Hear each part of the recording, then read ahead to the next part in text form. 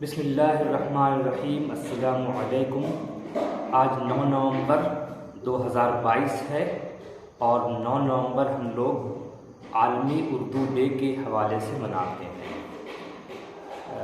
हिंदुस्तान भर में बल्कि पूरी दुनिया में हर चीज़ की एक तारीख़ मुतय्यन है, लिहाजा उर्दू वालों ने अल्लामा इकबाल की यौम पैदाइश के मुनासबत से 9 नवंबर को उर्दू डे मनाने का फ़ैसला किया है और ये कई सालों से इसकी रिवायत है। बल्कि बेशतर लोग 90% हजरात आज ही के दिन उर्दू डे मनाते हैं। लिहाजा आज हम अंजुमन फ़रोग़ उर्दू के दफ्तर में, जहाँ अल हिदाया एजुकेशनल सेंटर के नाम से कोचिंग चलती है नेट JRF के उर्दू तलबा के लिए, वहाँ इकट्ठे हुए हैं और यहाँ हम कोशिश करेंगे कि जो तलबा नेट की तैयारी कर रहे हैं उनके मक़ालात सुने जाएं और उनकी शायरी से महजूज़ हुआ जाए। ये बुनियादी कोशिश है। इसके अलावा भी प्रोग्राम होते रहते हैं, मुनक़िद होते रहते हैं। फ़िलहाल आज हम लोग इसी के लिए इकट्ठे हुए हैं यौम उर्दू की मुनासबत से। बहुत अच्छा मौका है। आज हम लोग इस प्रोग्राम से मुस्तफ़ीद होंगे और उर्दू डे के दिन हम ये हलफ उठाएंगे कि उर्दू हमारी मादरी ज़ुबान है। इसकी बका के लिए हम लोग कुछ भी करें, घर में इस तरह का माहौल बनाएं और अपने बच्चों को उर्दू ज़रूर पढ़वाएं। ये कोई गिरी पड़ी ज़बान नहीं है, बल्कि आपकी तहज़ीब और सक़ाफ़त की ज़बान है। इसे बचाना हमारी बुनियादी ज़िम्मेदारी है। इसके रस्मुल ख़त को बचाना हमारी बुनियादी ज़िम्मेदारी है। लिहाजा हम इस बात का हलफ लें कि हमारे घर उर्दू अखबारात आए, हम आम बोलचाल में उर्दू इस्तेमाल करें और इस तरह से हम अपने आस पड़ोस के बच्चों को भी इसकी तरफ मुतवज्जो करें ताकि वो भी उर्दू पढ़कर अपना कैरियर बना सके। उर्दू एक ऐसी ज़बान है जिसमें कैरियर के मौक़े कुछ ज़्यादा ही हैं। बस हमें मुतनब्बे होने की ज़रूरत है। हमें ये देखने की ज़रूरत है कि हम किस तरह से इस सब्जेक्ट को एज ए कैरियर बना सकें।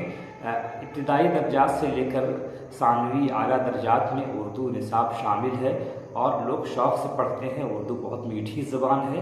इस हवाले से भी हम लोग उर्दू पढ़ें और इसकी मिठास को बरकरार रखें। आइए हम सुनते हैं आज का प्रोग्राम जो अंजुमन फ़रोग़ उर्दू की जानिब से नेट की कोचिंग के हवाले से। बिस्मिल्लाहिर्रहमानिर्रहीम। अस्सलामुअलैकुम। जैसा कि आप सभी को मालूम है, अंजुमन फ़रोग़ उर्दू के ज़ेर एहतमाम आज हम लोग यहाँ पर मौजूद हैं। आज चूँकि उर्दू के लिए बहुत ही बड़ा दिन है, आज हम लोग यौम उर्दू मनाने के लिए, यौम उर्दू का जश्न मनाने के लिए यहाँ पर इकट्ठा हुए हैं। और चूँकि वक्त बहुत कम है, मैं तफ़सील बयान ना करते हुए जो भी हमारे मेहमान हमारे बीच मौजूद हैं, मैं उनसे चाहूँगा कि वो स्टेज पर आएँ। मैं जनाब अब्दुल बासित साहब से गुजारिश करूँगा कि वो स्टेज पर तशरीफ़ लाएँ।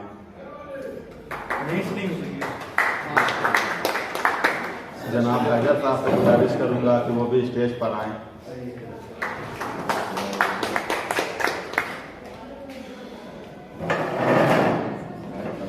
उर्दू है जिसका नाम से जानते हो दार, सारे जहां में धूम हमारी जुबां की है। और इसी शेर के साथ मैं इस प्रोग्राम का आगाज़ करते हुए कलाम पाक की तिलावत के लिए मोहतरमा रौनक आरा गुजारिश करूँगा कि वो आएँ।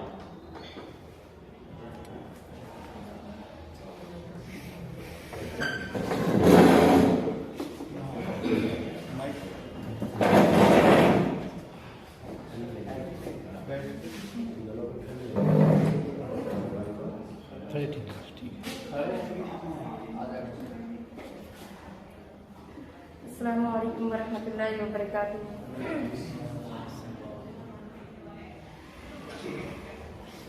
अऊज़ु बिल्लाहि मिनश शैतानिर रजीम।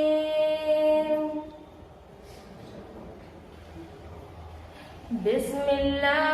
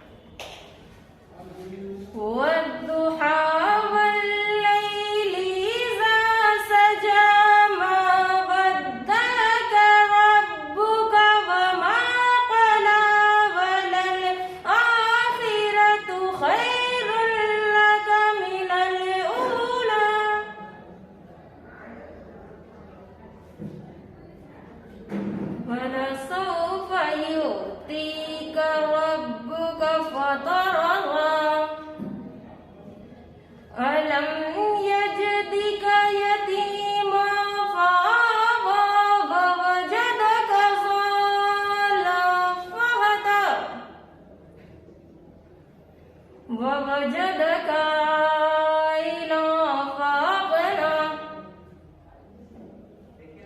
فأما اليتيم فلا تقهر وأما السائل فلا تنهر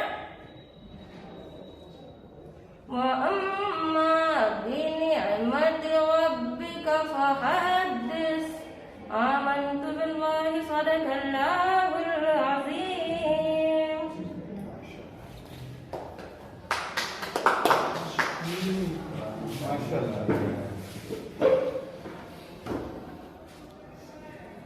बहुत बहुत शुक्रिया मोहतरमा रौनक आलम का। अब मैं इस कड़ी को आगे बढ़ाते हुए इस शेर के साथ कि चाहने वाले बहुत हैं फिर भी मेरा कोई नहीं, चाहने वाले बहुत फिर भी मेरा कोई नहीं, मैं भी इस मुल्क में उर्दू की तरह रहता हूँ। मैं शेर के साथ नज्म गोई के लिए सदफ कायनात गुजारिश करता हूँ कि वो स्टेज पर आए। मोहतरमा सदफ कायनात।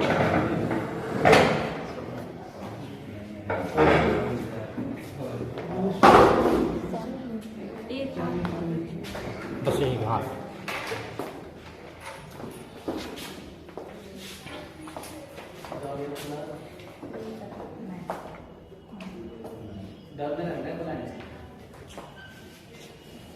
बिस्मिल्लाहिर्रहमानिर्रहीम।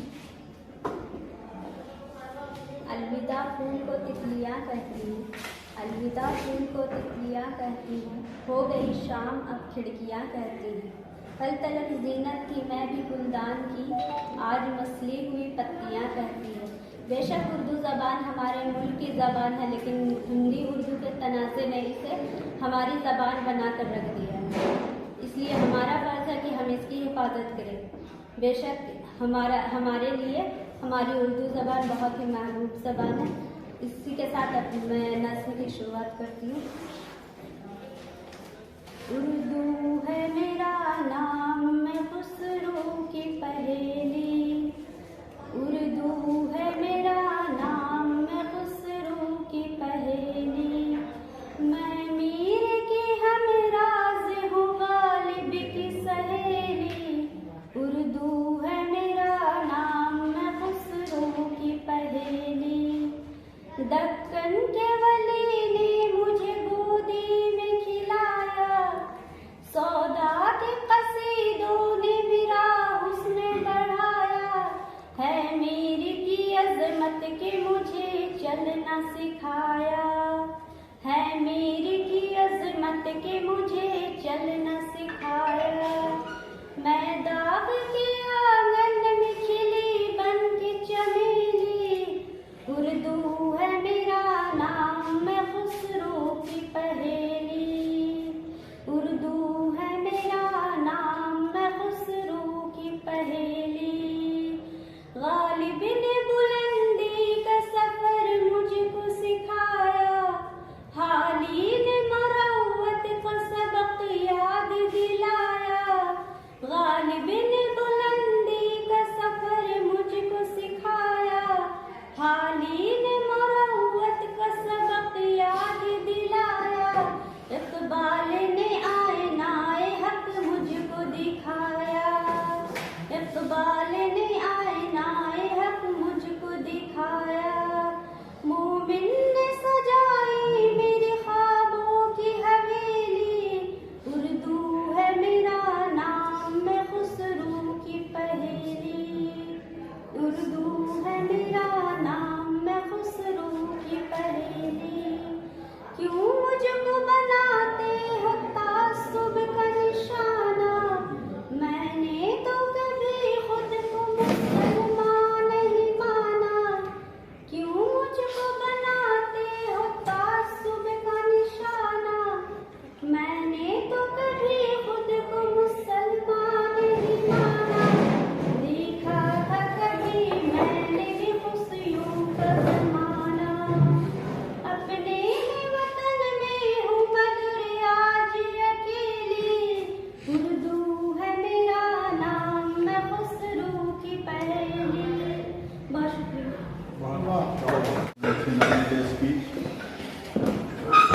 अब मैं ताखिर ना करते हुए मकाला निगारों से गुजारिश करूँ कि वो तैयार रहें। आज जो मौजूद दिया गया है उर्दू है जिसका नाम मासूमा परवीन। मैं उनसे गुजारिश करूँ कि वो स्टेज पर आएँ और अपना मकाला पेश करें।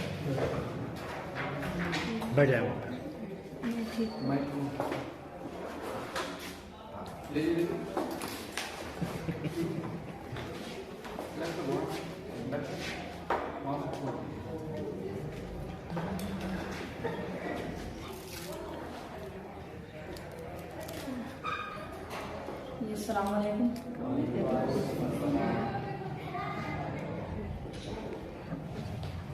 उर्दू है जिसका नाम।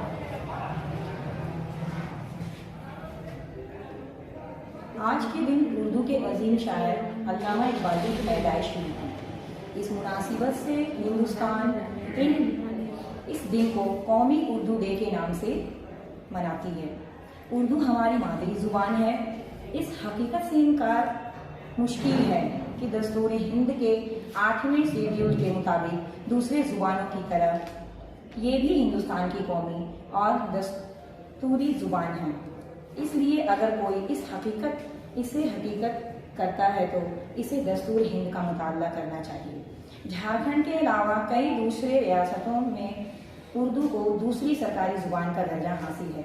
ये एक ऐसी ज़ुबान है जिसके इर्तिका में हिंदू व मुस्लिम, सिख, ईसाई सभी ने हिस्सा लिया है। आप जब उर्दू अदब की तारीख उठाकर देखेंगे तो इसमें प्रेमचंद भी मिलेंगे, बीज नारायण चक्रवर्ती भी मिलेंगे,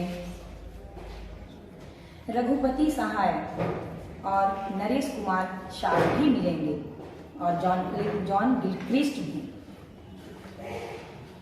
ये और इस जैसे कई हस्तियां भी हैं जिन्होंने मुसलमान ना होकर भी उर्दू की आबियारी की है। न जाने क्यों आवाम ने इस जुबान को सिर्फ मुसलमानों की जुबान समझ लिया, जबकि उर्दू हिंदी एक ही खानदान की दो सगी बहनें हैं। लेकिन सियासत ने इनको ऐसा अलग किया जैसे कि बहन नहीं बल्कि सौतन है। आज उर्दू जुबान का बोलबाला जरा कम हो गया है, मगर हिंदुस्तान के किसी कोने में चले जाएं, वहाँ उर्दू बोलने और समझने वाले जरूर मिलेंगे। जैसा कि फिल्मों में बेशतर नग़्मे इस जुबान में लिखी जाती है, जिसका मफ़हूम जो लोग नहीं भी समझते हैं तो उसकी शेरनी पर सर धुनते हैं। शायद इसीलिए दाग दहलवी ने कहा था कि उर्दू है जिसका नाम, हम ही जानते हैं दाग, सारे जहां में धूम हमारी जुबान की है। लेकिन इन दिनों हमारे यहाँ उर्दू जुबान से आवाम की दिलचस्पी ज़रा कम हो गई है। इसकी कई वजहें हैं। मसलन उर्दू का तालीमी निज़ाम प्राइमरी दर्जात से लेकर आला तालीम तक उर्दू पढ़ने पढ़ाने का सही नज़्म नहीं है। प्राइमरी स्कूलों से उर्दू गायब होती जा रही है और कॉलेजों से उर्दू पढ़ाने वाले गायब होते जा रहे हैं। फिर हमारे बच्चों में जुबान का ज़ौक़ और इसमें दिलचस्पी कहाँ से पैदा होगी। दूसरी अहम वजह यह भी है कि जिस जुबान में रोजगार के मौका ज़्यादा हैं, उस जुबान को आवाम ज़्यादा सीखने और जानने की कोशिश करती है, और जिस जुबान में मौका महदूद है इसकी तरफ इनका रुझान कम होता जा रहा है। अंग्रेजी जुबान इसलिए ज़्यादा मकबूल हो रही है क्योंकि इससे रोजगार का मौका बहुत ज़्यादा है। तीसरी अहम वजह यह है कि हम अपने घरों में उर्दू बोलने और पढ़ने का नज़्म नहीं कर रहे हैं, जिससे हमारे बच्चे इस जुबान से नावलाद होते जा रहे हैं। ना हम घरों में उर्दू अखबार मंगवाते हैं और ना ही उर्दू रसायल से हमें कोई दिलचस्पी है। ज़रूरत इस बात की है कि पहले हम अपने घरों में उर्दू का कायम करें, तभी सरकार से इस जुबान की इस तरह हकूक़ की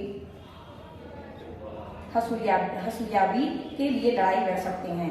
स्कूलों कॉलेजों में टीचर और लेक्चरर भी बहाली, सरकारी दफ्तरों में ट्रांसलेटर की अवामी के लिए आवाज़ उठा सकते हैं। और जब तक इस ज़ुबान की रोज़गार से नहीं जोड़ा इसे ज़ुबान के रोज़गार से नहीं जोड़ा जाएगा तब तक इससे आवाम की दिलचस्पी नहीं पैदा होगी। बहुत अफसोस का मकाम है कि हिंदुस्तान की सबसे मीठी ज़ुबान जिसका एतराफ़ हर एक हिंदुस्तानी करता है, मगर इसकी जड़ें कमज़ोर करने में भी कोई कसर नहीं छोड़ता। सबसे बड़ा अन्य तो ये है कि जो लोग उर्दू के जरिए आला अहदों पर बैठे हैं वह भी इसके अवयारी के लिए कोई कदम नहीं उठा रहे हैं। उर्दू एक सेक्युलर जुबान है और इस जुबान को इस तरह दिलाना जरूरी है ताकि एक बार फिर बगैर मजहब व मिल्लत का फर्क किए बगैर लोग इस जुबान में दिलचस्पी दिखाएं और इसके हक की हसूलियाबी के लिए एक जुट होकर लड़ाई लड़ें। और मैं ये भी कहना चाहूँगी कि उर्दू जुबान भले ही तरक्की याफ्ता नहीं है मगर जिंदा ज़रूर है। अगर हमारे अपने मुनाफिकत और गिरवाह बंदी से बाज आ जाएं तो इस जुबान को फिर से वह मैयार हासिल हो सकता है जो पहले था। हमें अपने आप को पहले इतना मजबूत करना होगा कि दूसरे लोग इसकी अहमियत को तस्लीम करने पर मजबूर हो जाएं। इसके साथ मैं इकबाल की एक शायरी से इसे खत्म करती हूँ। खुद ही को कर बुलंद इतना हर तदबीर से पहले कि खुदा बंदे से खुद पूछे उसकी रजा तेरी रजा क्या है। बहुत बहुत शुक्रिया मोहतरमा मासूमा परवीन का, जिन्होंने उर्दू है जिसका नाम इस मौजू पर अपनी तकरीर पेश की और बहुत ही बखूबी के साथ पेश किया। मैं उनका शुक्रगुजार हूँ। और चूँकि आज अल्लामा इकबाल योम पैदाइश का मौका भी है और चाहे किसी वजह से योम उर्दू का दिन इतना ख़ास हो जाता है, उन्हीं की योम पैदाइश के मौके पर हमने लोग योम उर्दू मनाने के लिए इकट्ठा हुए हैं। उनका एक शेर है कि अल्लाह से करे दूर तो तालीम भी फितना, इमलाक भी औलाद भी जागीर भी फितना, ना हक के लिए उठे तो शमशीर भी फितना, शमशीर क्या है नारे तकबीर भी फितना। मैं इसी कड़ी को आगे बढ़ाते हुए अपने मकाला निगार शबनम बानो को गुजारिश करूँगा कि वो स्टेज पर आएँ। उनका जो मौजू है उर्दू के हवाले से चंद अशार शबनम पर भी इसको लगा लीजिएगा ना।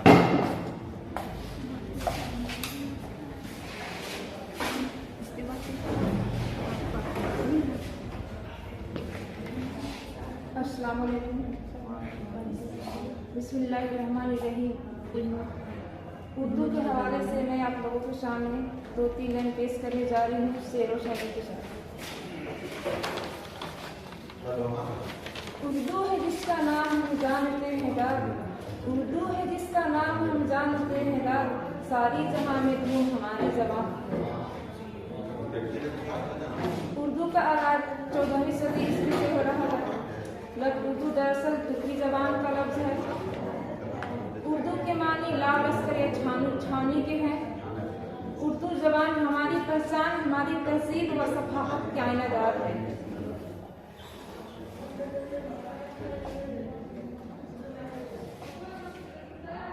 उर्दू के लिए कुछ शेर पेश करती हूँ। बात करने का हंसी तौर तरीका सीखा, बात करने का हंसी तौर तरीका सीखा, हमने तो उर्दू के बहाने से सलीका सीखा। वह करे बात तो हर लफ्ज़ से खुशबू आए, वह करे बात तो हर लफ्ज़ से खुशबू आए, ऐसी बोली वही बोले जिसे उर्दू आए। एक शेर और पेश करती हूँ। मंजर से आगे बढ़कर मंजिल तलाश कर, मंजर से आगे बढ़कर मंजिल तलाश कर, मिल जाए तुझको दरिया तो समंदर तलाश कर।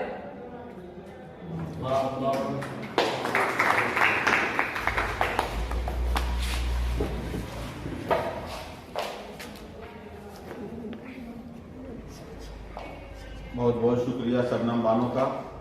हर शीशा टूट जाता है पत्थर की चोट से, पत्थर ही टूट जाए वो शीशा तलाश कर। हम इसी कड़ी को आगे बढ़ाते हुए उर्दू ज़बान की खसूसियात के मौजू पर मोहतरमा जैनब खातून से गुजारिश करूंगा कि वो स्टेज पर आएँ।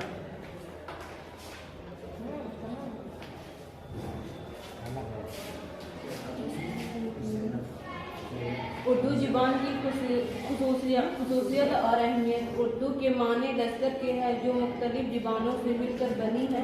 दुनिया में बोली जाने वाली चौथी बड़ी ज़ुबान उर्दू है। बरसगीर पाक व हिंद की मुख्तलिफ कौमियत रखने वाले और मुख्तलिफ पुरानी तहजीबों के ज़ुबानों के अल्फाज को इसने अपने अंदर समो लिया है और रास्ते का जरिया बनी है। ये ज़ुबान अरबी, फारसी और हिंदी की अमेजिश से वजूद में आई और अंग्रेज़ी की हुक्मरानी की वजह से कुछ अंग्रेज़ी अल्फाज भी शामिल हुए। पूरे बरसगीर में बोली, लिखी और समझी जाने वाली ज़ुबान उर्दू थी। उर्दू ज़ुबान में चाशनी और मोहब्बत है। ये आसान और आम फरहम ज़ुबान है। ये पंजाब, दक्कन, शुमाली हिंद में फली फूली उर्दू 400 साल तरक्की करके रोज़मर्रा बोलचाल के जरिए बनी। सूफियाए इकराम और बुजुर्गाने दीन ने और जदीद उर्दू शायरी में इसी ज़ुबान को इस्तेमाल किया। उर्दू ज़ुबान हमारे पहचान, हमारी तहजीब व सकाफ़त का आयनादार है। इसके ज़ख़ीरा अल्फाज बहुत ज़्यादा है। ये हमारे मुल्क के चारों शोबों में राब्ते के जरिए बनी। उर्दू अदब में नशर निगार, माशरती एहसासात और जज्बात की तर्जुमानी है। बेहतरीन अदबी अहमियत हासिल है, लेकिन अमली मैदान में अंग्रेज़ी की तरजीह हासिल है। हमें अगर तरक्की करना है तो हमें अपनी ज़ुबान को अहमियत देनी होगी। शुक्रिया।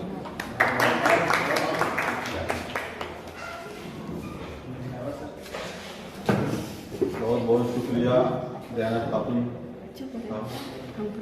अब मैं स्टडी को आगे बढ़ाते हुए शेर के साथ अपने अगले मकाला निगार मोहम्मद सुहेल अख्तर साहब को दावत दूंगा कि इकबाल तेरी कौम का इकबाल खो गया, इकबाल तेरी कौम का इकबाल खो गया, माजी तो सुनहरा था मगर बाल खो गया। मैं उर्दू हूँ गैरों से क्या खतरा। मैं इस मौजू पर मोहम्मद सुहेल अख्तर साहब से गुजारिश करूँगा कि वो स्टेज पर आए अपना मकाला पेश करें।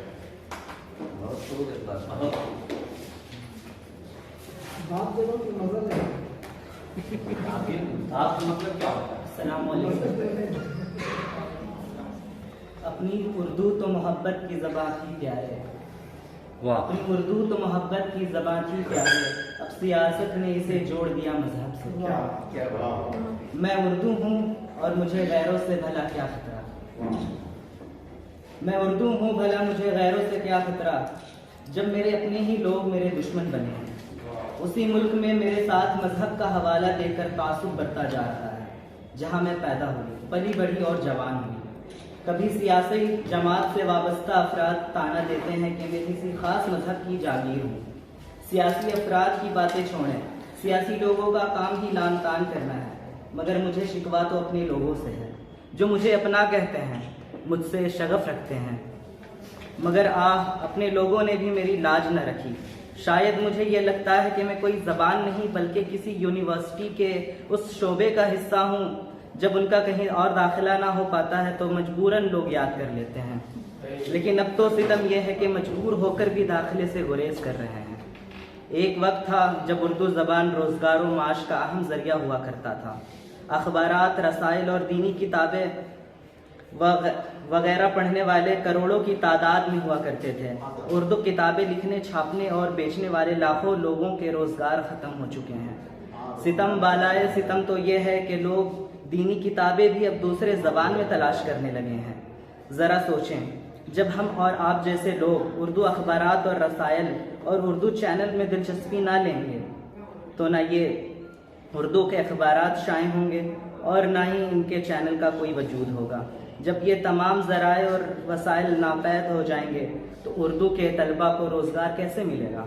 अगर हम इनमें दिलचस्पी ना लेंगे, इससे कोई अपना वास्ता ना रखें तो कल आइंदा ऐसा भी मुमकिन है कि यूनिवर्सिटियाँ उर्दू शोबे पर ताला ही ना लगा दे, क्योंकि जब तलबा ना होंगे तो कौन पढ़ेगा और तलबा उर्दू को क्यों मुंतखब करेंगे। जब इनके लिए 2 वक्त की रोटी मुहैया ना कर सके। लिहाजा हम पर लाजिम है कि उर्दू का तहफ़्फ़ुज़ करें। उर्दू महज एक ज़बान नहीं बल्कि मुकम्मल तहज़ीब का नाम है, और जब किसी कौम की तहज़ीब व शनाख्त ख़त्म हो जाए तो फिर वो कौम महज बेजान लाश बनकर रह जाती है। इसलिए गुजारिश है कि उर्दू ज़बान को अपनी रोज़मर्रा ज़िंदगी में इस्तेमाल करें, उर्दू बोलें, उर्दू लिखें और इसकी तालीम व ताल्लुम को आम करें। शुक्रिया।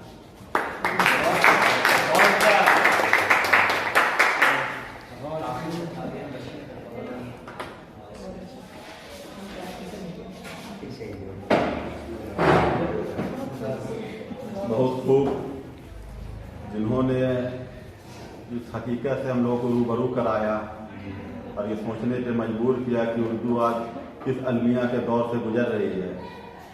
फिर नहीं कहूँगा कि सलीके से हवाओं में जो खुशबू घोल सकते हैं, सलीके से हवाओं में जो खुशबू घोल सकते हैं, अभी कुछ लोग बाकी हैं जो उर्दू बोल सकते हैं।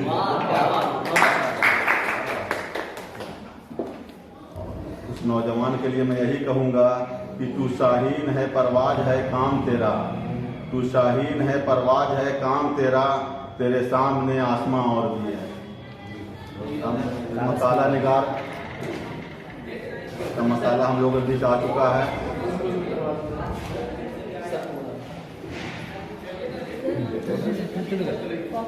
अब मैं अपने मेहमान खुसूसी जनाब हैदर साहब से गुजारिश करूंगा कि वो आएँ और यौम उर्दू के इस मुबारक मौके पर तो बातें हमारे सामने रखें।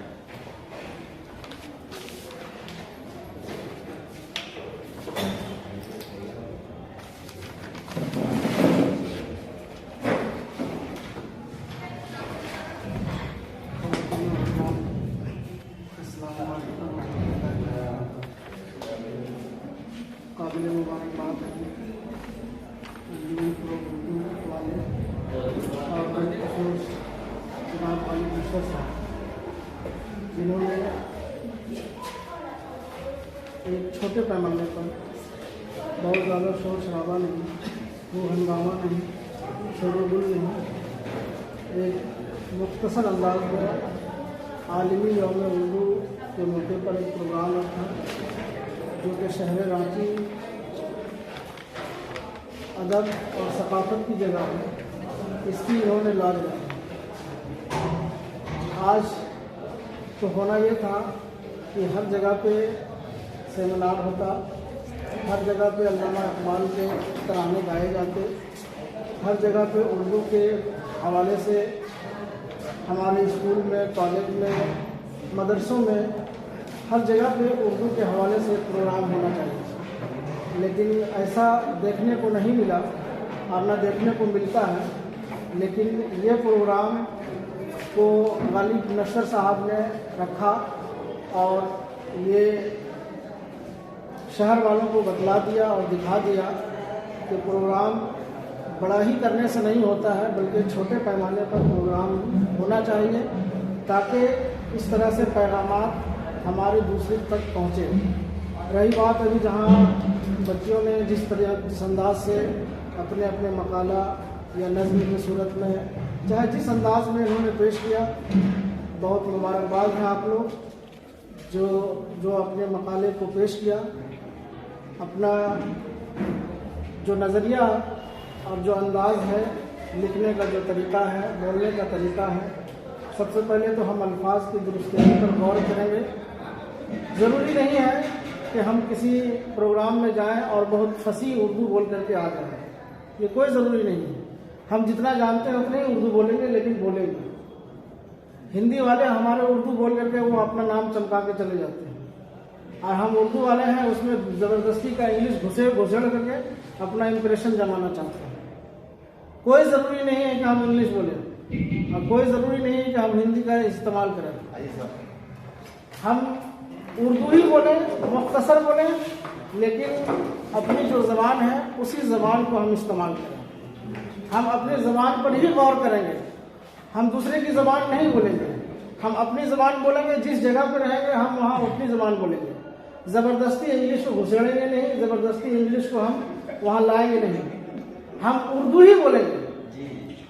क्यों हम इंप्रेशन बोलेंगे, क्यों हम जो है हैंडसम बोलेंगे? हमारे पास बहुत अच्छे अल्फाज हैं, खूबसूरत, हसीन, जिसकी कोई उसकी दिलकशी में कोई दाग नहीं, और हम जो है इंग्लिश में बोलने के चक्कर में खुद हमारी इंग्लिश खराब हो जाती है, जो कि हम इंग्लिश जानते नहीं हैं। तो ऐसी जगह पर हम अपने घरों से उर्दू को आम बोल चाल बनाएं और आम बोली में इस्तेमाल करें। अपने बच्चों को, अपने भाइयों को, अपने बहनों को उर्दू पढ़ाएं, और जितना उर्दू पढ़ें आप उतनी ही ज़बान आपकी सलीस होती जाएगी। आप बोलें तो उर्दू को इस तरह ना बोलें कि जिस तरह हिंदी वाले बोलते हैं, शिकस्त को शिकस्त न बोलें, खुश नसीब को खुश नसीब ना बोलें। इस तरह से क्या होता है कि उर्दू सुनने में भी खराब लगता है, सुनने वाले ये कहेंगे कितना खराब उर्दू है। तो हम ये सब पर गौर करें और छोटे छोटे जुमले, छोटे छोटे फिक्रे लिख लिख करके अपने आप में उसको सुधारें। कोई ज़रूरी नहीं कि हम फसीह बोलें, कोई ज़रूरी नहीं कि हमारी ज़ुबान अल्ताफ़ हुसैन हाली की ज़ुबान बन जाए। हम उर्दू बोलें और छोटे पैमाने पर बोलें और सलीस ज़बान में कोशिश करें। इंशाअल्लाह अज़ीज़ हमारी उर्दू, कल भी कोई उर्दू को ख़तरा नहीं था, आज भी नहीं है। यही उर्दू है जो हर ममालिक में बोली जाती है, यही उर्दू है जो हर जगह पर पाई जाती है, और इसके अलावा कोई चीज़ नहीं पाई जाती है, कोई ज़बान नहीं पाई जाती है। हर ज़बान का एक दायरा है, हर ज़बान का एक महदूद, एक वसी दायरा नहीं है, लेकिन हमारी उर्दू है जिसका दायरा बहुत वसी है और हर जगह पर बोली जाती है और हर जगह उसको इस्तेमाल करते हैं। इन्हीं चंद जुमलों के साथ मैं अपनी गुफ्तगू ख़त्म करता हूँ। अस्सलाम वालेकुम व रहमतुल्लाह। उन्होंने बहुत ही खूबी के साथ उर्दू, इंग्लिश और हिंदी की तफसीलात बयान की। इंग्लिश के उस्ताद हमारे बीच मौजूद हैं, और जहाँ तक मैंने पढ़ा है कि उर्दू के बहुत ही अच्छे लिटरेचर वो हुए हैं जिनकी इंग्लिश बहुत अच्छी थी। तो हर इल्म जरूरी है, क्योंकि हम लोग यौम उर्दू मना रहे हैं, तो उर्दू के लिए नहीं तेरा नसीमन कसर सुल्तानी के गुंबद पर, नहीं तेरा नसीमन कसर सुल्तानी के गुंबद पर, तू शाहीन है बसेरा कर पहाड़ों की चट्टानों पर। क्या बात है। क्योंकि हैदर साहब ने उर्दू हिंदी की बात छेड़ी है, तो ऑथर भी हैं, तो उर्दू और बाकी ज़बानों में क्या फ़र्क है। मेरे हिसाब से मैं एक जुमला पेश करना चाहूँगा कि अगर आपकी महबूबा या आपकी बीवी आपके सामने आती है सुबह के वक्त या जब भी, अगर आप उसे देख कर ये कहते हैं कि आज तुम बहुत ही मर्डर दिख रही हो, तो शायद आपका मर्डर हो जाए। या अगर आप हिंदी में ये कहते हैं कि आज तुम हथियारन दिख रही हो, तो भी कुछ हो सकता है। लेकिन अगर आप उर्दू की ज़बान पर ये कहते हैं कि आज तो तुम बड़ा ही कातिल दिख रही हो, तो शायद आपका काम बन जाए। यही फर्क है।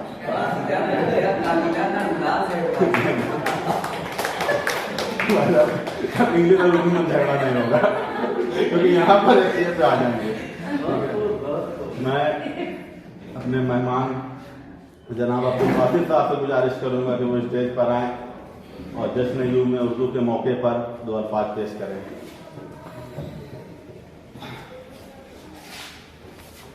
फिर भी बात है।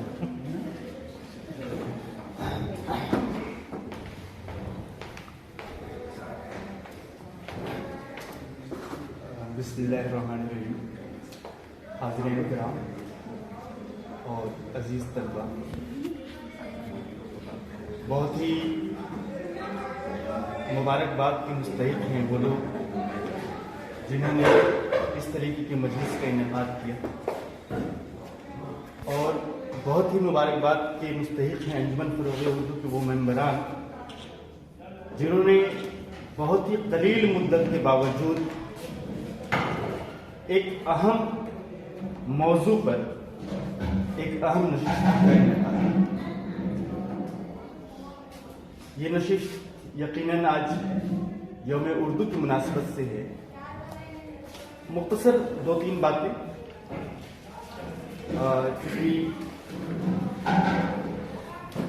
मैं श्याम प्रसाद का उस्ताद हूँ, बच्चों को शायद नहीं मालूम है।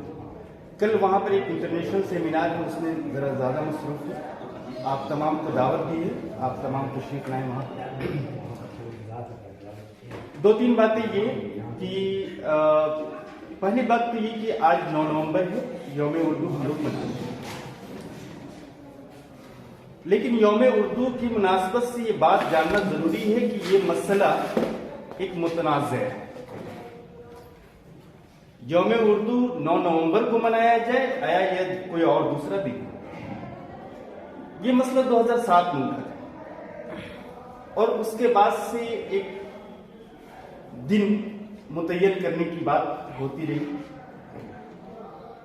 कुछ लोगों ने इकबाल डे के तौर पे 9 नवंबर को मनाना शुरू किया था और उसी दिन को यौम उर्दू के तौर पे मनाया गया। लेकिन चूंकि उर्दू एक आलमी जुबान है, किसी खास मुल्क की एक जुबान नहीं है, बल्कि हिंदुस्तान, पाकिस्तान, बांग्लादेश और दुनिया भर के बहुत सारे ममालिक में ये जुबान बहुत ही बेहतरीन, बहुत ही अच्छे अंदाज में बोली जाती है।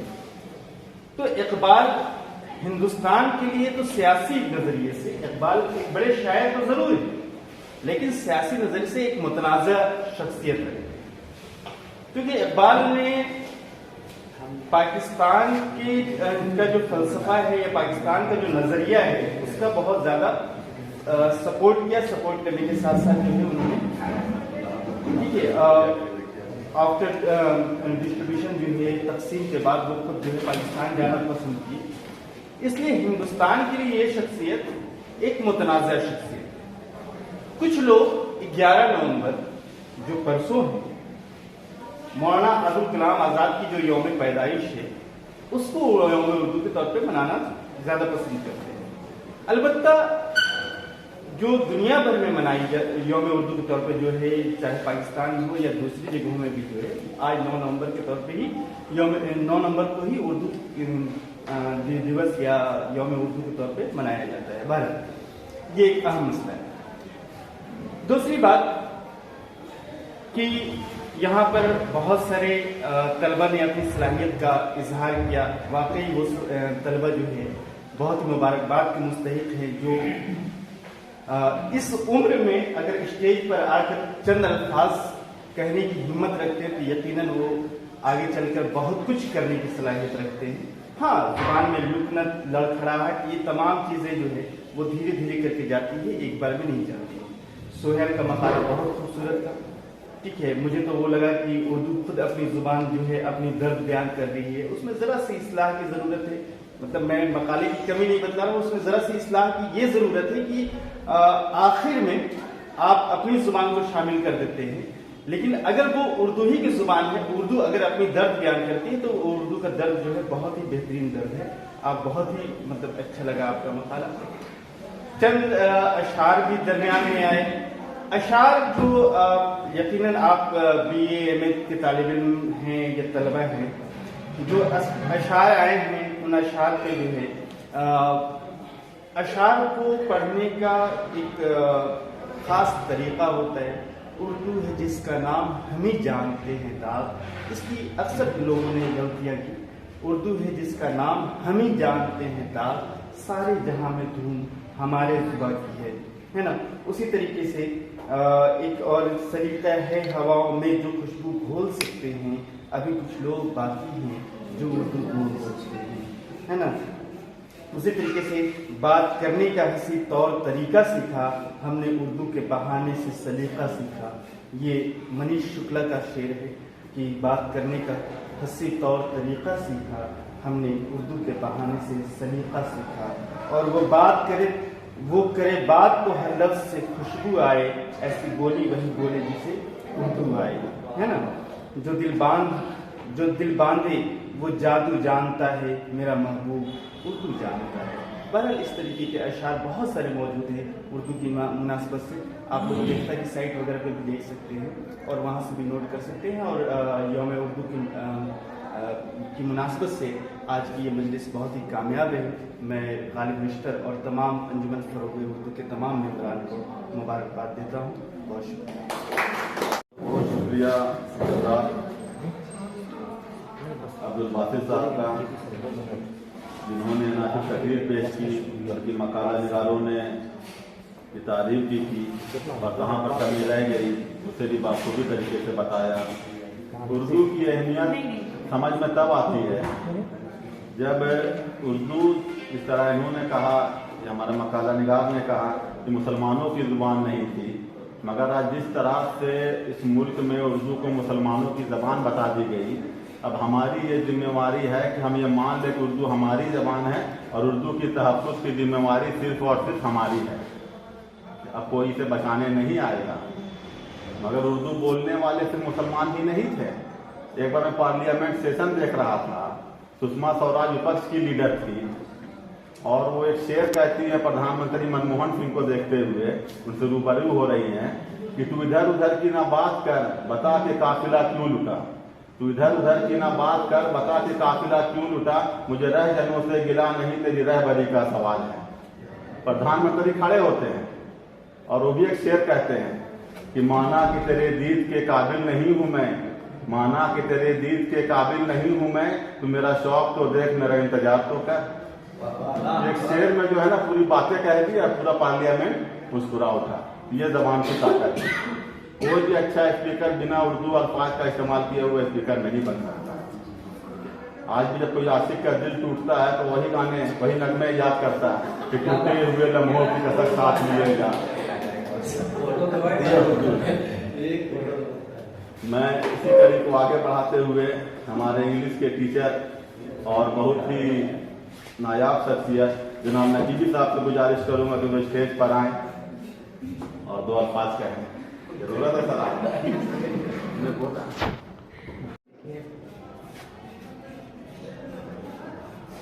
बात तो यहाँ उर्दू की हो रही है। हम लोग इंग्लिश टीचर्स हैं। वहाँ साहब ने एक बात बहुत अच्छी कही, कोई भी भाषा सीखिए वो अलग चीज़ है, उर्दू का एक अलग ही मज़ा। मैं तो इस फील्ड से नहीं हूँ या फिर उर्दू का बहुत ज़्यादा ये तो नहीं है। बचपन में जो मदरसा भेजा जाता था थोड़ा बहुत जो उस पर ही सीखा था, लेकिन शौक बहुत रखता हूँ। लिटरेचर किसी भी भाषा में हो, एक लाइन बोलते हैं लोग ना कि language wins the heart and winning the heart means winning the world. भाषा दिलों को जीतता है और दिल जीतने का मतलब है कि पूरी दुनिया जीत लिया। तो बस 2 ही 3 लाइन में आप समझ जाएं कि इसकी क्या इम्पोर्टेंट है, अहमियत है। और बहुत सारी बात जैसे अभी ये कह रहे थे सर कि जब खुशी का मौसम हो तो भी और गम हो तो खैर खासकर ओंधा लेटे हुए आदमी गाना लगा के और वो वाला पुराना जो सुनता है ना, क्या सुकून मिलती है। तो आप इससे इस भाषा का क्या अहमियत है ये आदमी समझ सकता है। और बाकी तो मैं सुनने आया हूँ, बोलने तो नहीं आ रहा, क्लास ले रहा था मैं, और बेहतर होगा कि मैं सुनूँ।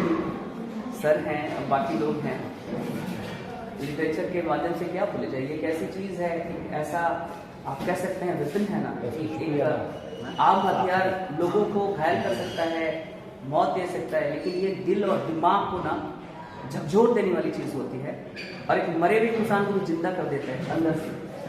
ये होती है चीज़ जबरदस्त वाली। तो लिटरेचर का जो है एक अलग ही अपना ये है, बड़ा अच्छा लगता है। सर जो है काफ़ी यहाँ पे देते हैं, कभी कभी वक्त मिलता है तो मैं भी आगे सुनता हूँ। मैं सुन रहा था, बड़ा ही प्यारा सा कोई आवाज़ है, कुछ पढ़ रहे थे, नहीं पढ़ रहे याद करके जो भी, तो देखा मेरा क्लास है बच्चों का, तो मैं बैठ गया वहाँ। तो मैं क्या बोलूँ ज़्यादा, क्योंकि ख्वाहिश तो सुनने की थी, इसलिए सुनने के लिए किया है, तो मैं सुनूँ तो ज़्यादा अच्छा है। थैंक यू मुझे बताने के लिए सर, थोड़ा सा ये देने के लिए। शुक्रिया नकीबी साहब का। अब मैं प्रोग्राम का इख्तिताम करते हुए जनाब अब्दुल अहद साहब से गुजारिश करूँ कि वो स्टेज पर आएँ और तमाम मेहमानों का शुक्रिया अदा करें।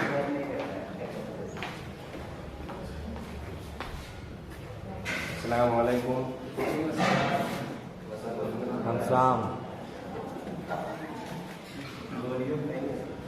जश्न यौम उर्दू के मौके पर तमाम तलबा जो आए हुए हैं, और ख़ासकर डॉक्टर अब्दुल बासित साहब जो कि डॉक्टर श्यामा प्रसाद मुखर्जी के असिस्टेंट प्रोफेसर हैं, उनका मैं बहुत तहरीर से शुक्रिया अदा करता हूँ।